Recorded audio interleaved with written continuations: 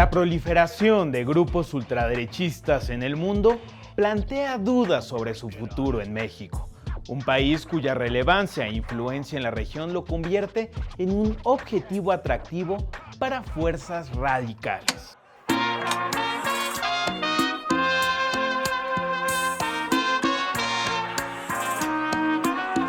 Actualmente se han identificado al menos 12 grupos ultraderechistas en México, con ideologías conservadoras, neofascistas y antiderechos. También, ante el debilitamiento de los partidos tradicionales como el PRI y el PAN, resuenan los nombres de estas agrupaciones y emergen en la opinión pública con la llegada de Donald Trump al poder. Las derechas y ultraderechas en México tienen sus cimientos en 4 corrientes sociales fundamentales: el nacionalismo xenofóbico, el antilaicismo, el anticomunismo y el anticardenismo. A estas se suman 2 factores estructurales clave: la influencia de la Iglesia Católica y el poder de la clase empresarial, tanto nacional como extranjera, instalada en el país.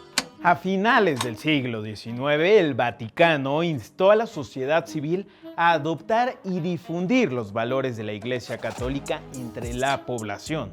Fue en este periodo que nacieron las militancias de Acción Católica, grupos organizados con el propósito de promover los principios y enseñanzas de la Iglesia en diversos sectores sociales. Durante el siglo XX, aunque la Iglesia perdió algo de poder en ciertos momentos, continuó siendo un actor central, pasando del antilaicismo al anticomunismo y regresando finalmente al antilaicismo.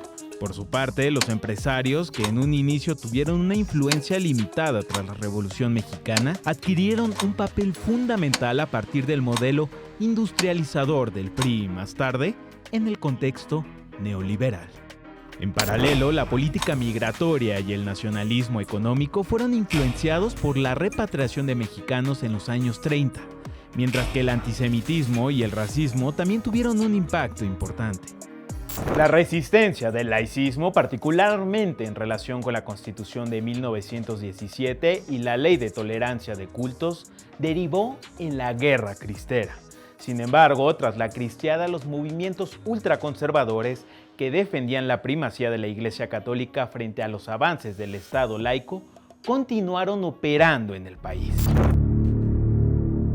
El anticardenismo, que encontró su principal expresión en el Partido Acción Nacional, surgió tras la tensión de las políticas del presidente Lázaro Cárdenas en la década de 1930. Este fenómeno continuó latente y se intensificó durante la Guerra Fría, cuando la lucha contra el comunismo en el mundo se volvió central en la política mexicana. En paralelo, el sinarquismo, un movimiento político de ultraderecha, se destacó por su firme oposición tanto al comunismo como al liberalismo. Este movimiento abogaba por una revolución nacional que restableciera los valores católicos y tradicionales. A lo largo del siglo pasado, este y demás movimientos de ultraderecha se adaptaron a los cambios políticos y sociales de cada época y mantuvieron su influencia en la política mexicana.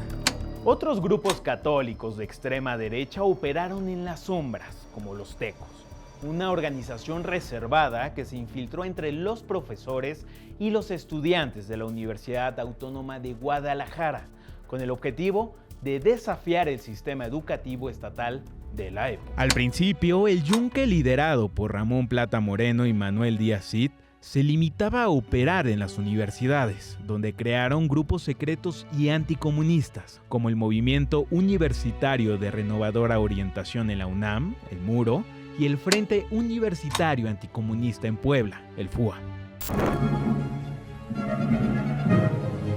Tras el Concilio Vaticano II, un proceso de adaptación de la Iglesia Católica a la modernidad que se llevó a cabo entre 1962 y 1965, ambos grupos ultracatólicos vivieron una ruptura. Los tecos vieron la iniciativa como una traición, lo que los llevó a rechazar al Papa Juan XXIII. A pesar de esto, los yunqueros no apoyaron esta postura y decidieron tomar un camino distinto, separándose de la organización.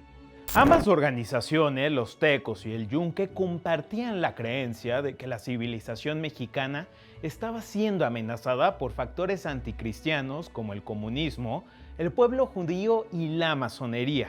defendiendo que la verdadera esencia de México era su identidad católica. Aunque sus acciones se mantenían en secreto, siempre había una figura dentro de la jerarquía eclesiástica que conocía su existencia y les brindaba orientación.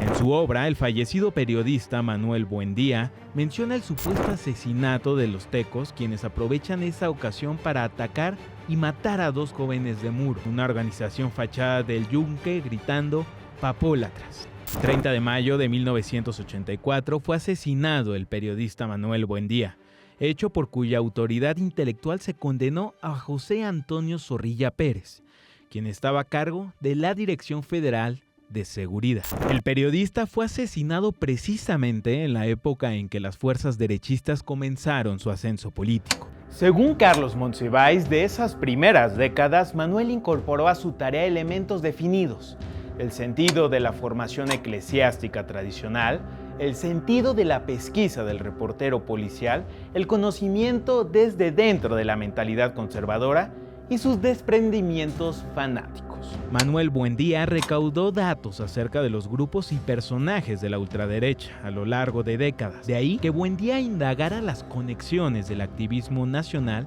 con grupos internacionales de la ultraderecha, incluyendo los de tendencias fascistas, así como los sectores extremistas y militaristas estadounidenses. Buendía también investigó las conexiones del narcotráfico con la CIA en el entrenamiento y tráfico de armas en una finca en Coatzacoalcos, Veracruz, propiedad relacionada al narcotraficante Caro Quintero.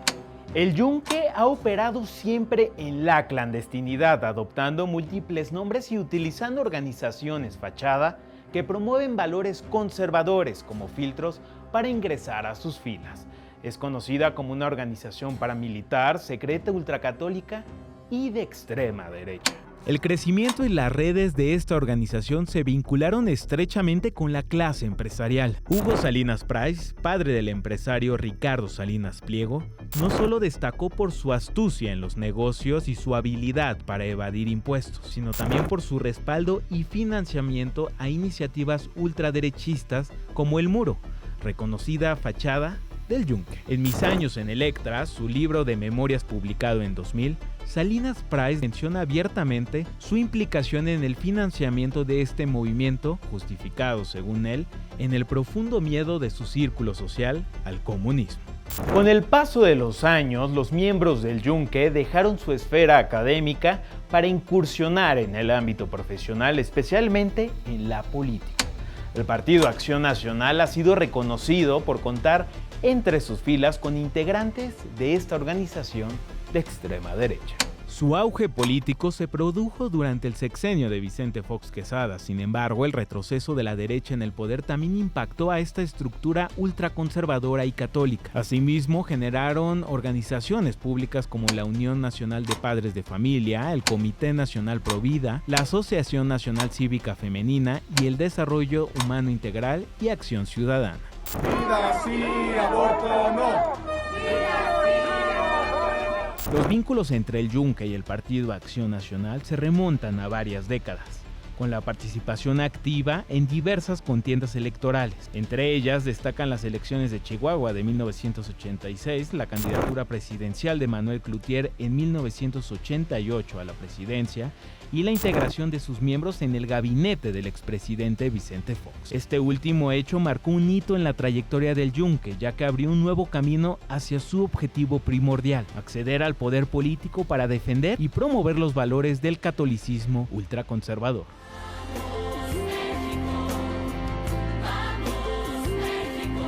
A lo largo del tiempo, los miembros del Yunque lograron posicionarse en puestos clave dentro de la estructura del PAN. En diversas investigaciones se encuentran personajes como Manuel Espino, expresidente del partido, lo que les permitió no solo ganar simpatías dentro del partido, sino también acceder a altos cargos en la administración pública. Esta capacidad de influencia los acercó a la presidencia durante los sexenios panistas. Como ejemplo claro, se destaca el involucramiento en la campaña presidencial de 2012, cuando el equipo de Josefina Vázquez Mota fue reforzado con militantes vinculados a la organización ultraderechista. En 2022, la Ciudad de México fue sede de la primera Conferencia Política de Acción Conservadora, un evento originado en Estados Unidos en 1974, con el fin de promover ideologías nacionalistas y ultraconservadoras. Este foro fue fundamental para el ascenso político de figuras como Ronald Reagan y el crecimiento de la derecha evangélica a través de la conocida mayoría moral. La CEPAC, históricamente vinculada con el racismo y la defensa de la supremacía blanca, se ha convertido en una plataforma para los líderes más influyentes de la ultraderecha global. Thanks to Matt and Mercedes Schlapp for all the work they've done to support this great event. It is so important for conservatives from across the hemisphere to come together and defend God, family, and country.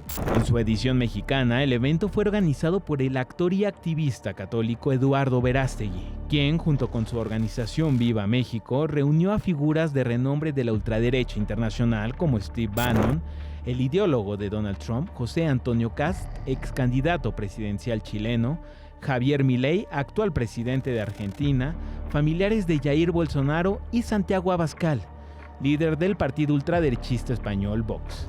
La conexión entre Vox y la ultraderecha mexicana ha sido documentada por periodistas como Miguel González, quien en su libro Vox S.A. El negocio del patriotismo español, revela que el Yunque fue uno de los patrocinadores originales del partido español Vox. Esto subraya los vínculos internacionales que unen a diversas facciones ultraconservadoras y de interés compartido por frenar el avance de los derechos humanos.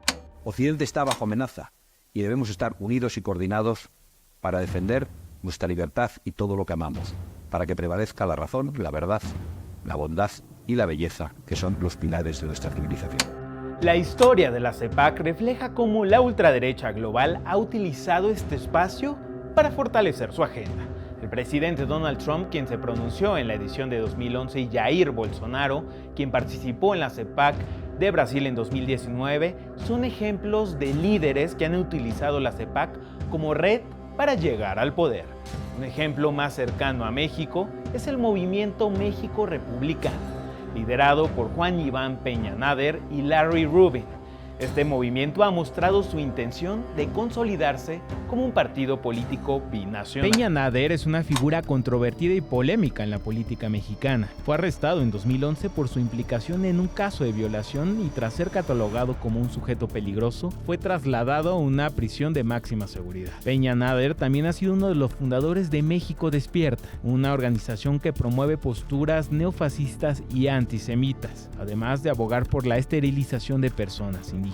Es un movimiento conservador, binacional, que se da cuenta de la enorme importancia que tienen los mexico-norteamericanos a ambos lados de la frontera. A pesar de todo, México Republicano sigue en pie y Peña Nader ya tiene su registro a nivel local. En medio de la coyuntura ha destacado por ser afín e incondicional a las políticas actuales del presidente Donald Trump.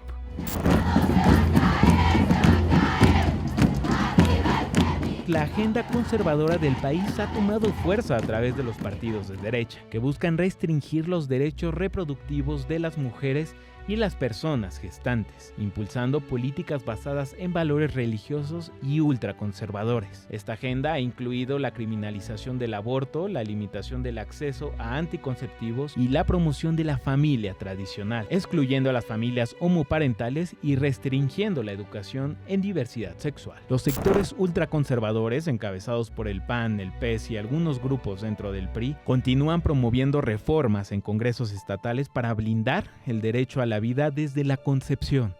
El futuro de la ultraderecha en México ha tomado más fuerza con la toma de posesión de Trump en los Estados Unidos.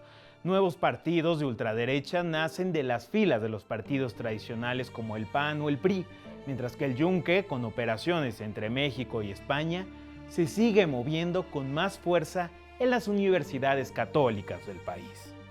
Esto es Regresiones, el ascenso de las ultraderechas en el mundo.